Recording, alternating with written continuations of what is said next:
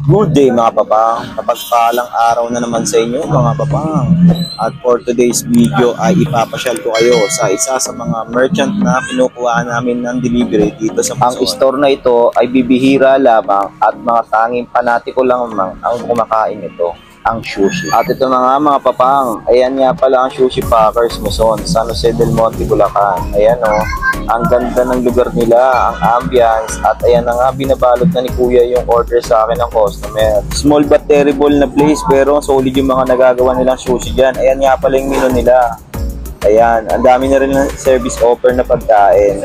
Bibihira lamang ang sushi na tindahan dito sa lugar namin. Kaya naman sok na sok sa inyo ang Sushi Packers. Ayan nga pala si Kuya Tupe, pero di niya tunay na pangalan. Mabait niya si Kuya Tupe, lagi niyang inaalok ng malamig na tubig yung mga riders na pumipick up niya sa tindahan nila. At ayan na nga pala yung main event natin. Ayan nga pala yung homemade sushi nila. Ayan na nga pala yung finished product. Sarap no? Tsura pa lang, busog ka na. Kahit wala kang pera pa. Nakalimutan ko nga itanong kung anong pangalan ng dish na yan.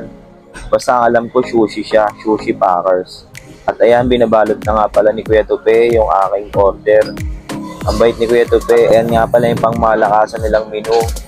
Andyan lahat ng mga menu offered nila na sushi. Ayan, may mga group meals, may mga single, may mga a la carte.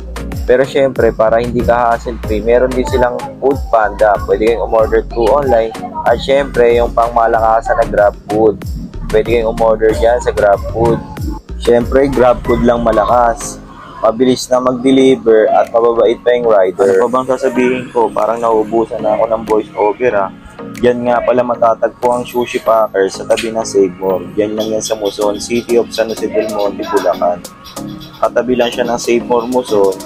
Sa may gilid lang ang daan. Madali lang siyang hanapin kasi makikita mo naman puro Japan yung design nila. At ayan na nga sila ate, nakakuha na sila. At may kasama pang free Jollibee. At ayan nga pala yung mga mababait na staff ng Sushi Packers. Sila Kuya Tupe, si Lino, at saka si Amoy. So yun lang mga papang for today's video. Paalam!